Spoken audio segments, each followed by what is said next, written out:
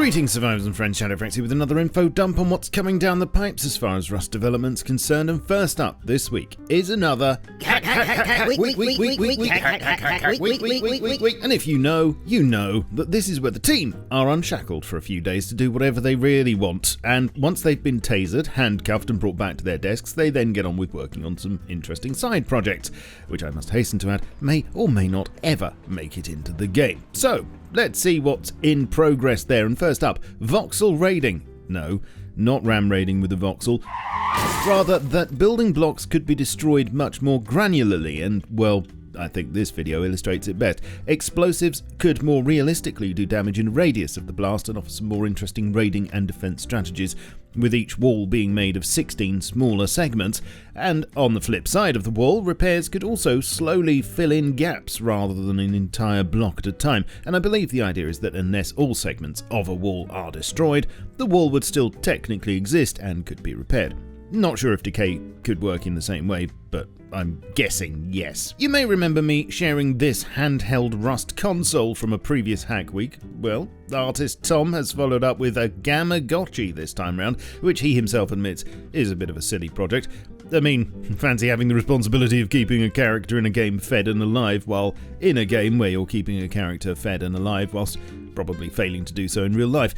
No harm in a bit of fun though, eh? There's work to try to get those mirrors working properly on the Fast Mirrors branch. You know, the ones that weren't able to be included in the Frontier Decor pack because of performance issues, so we may eventually be able to gaze upon ourselves. There's the viewer for checking out workshop skins before applying them. That's still being worked on, a long-term project it seems. A rework to Cliffs is another Hack Week project, although there's no info about exactly what it would include. Server-side player movement aims to move player movement to be handled server-side. Again, early days and nothing to show yet on how this performs. Rust Expression is an interesting branch that seems to be getting a ton of commits, and this is of particular interest to me as it focuses on the idea of a programmable microchip type I/O entity that could really expand the capabilities of the electrical systems we have already and would be incredible, especially for creative servers. Think Minecraft command block type thing. More on this one when I get it. There's also a wave mode being worked on, which seems to be a horde defense game mode with nighttime events and scarecrow attacks being mentioned.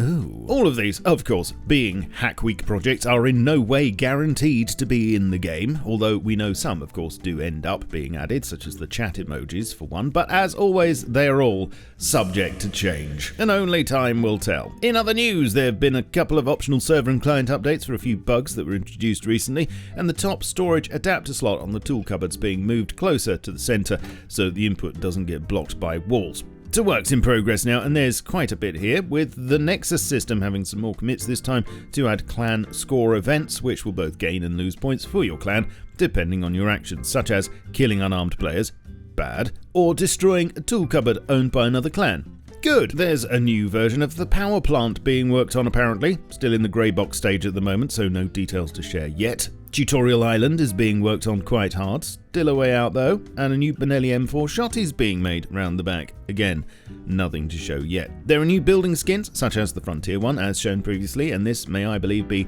next month's DLC of the month. To be confirmed, will certainly go well with the recent decor pack. There's also a gingerbread building skin, shown previously, which will be a seasonal item soon. And lastly, it was announced yesterday that Facepunch will be retiring the remaining official hardcore servers on December the 7th. As they say, it was an interesting game mode to try out, but we missed the mark on its implementation. We've collected a lot of community feedback for if and when we choose to revamp this game mode. Let me know how you feel about this, and indeed what, if any, of the other things I've shown this episode interest you in the comments below, please. That's you all extremely up to date now. Like, subscribe, follow me on Twitch and all my socials, and if you fancy supporting me, you can do so with super thanks, YouTube memberships, and on my Patreon. All links are below. I shall catch you all soon, but in the meantime, keep calm and stay rusty. Cheerio.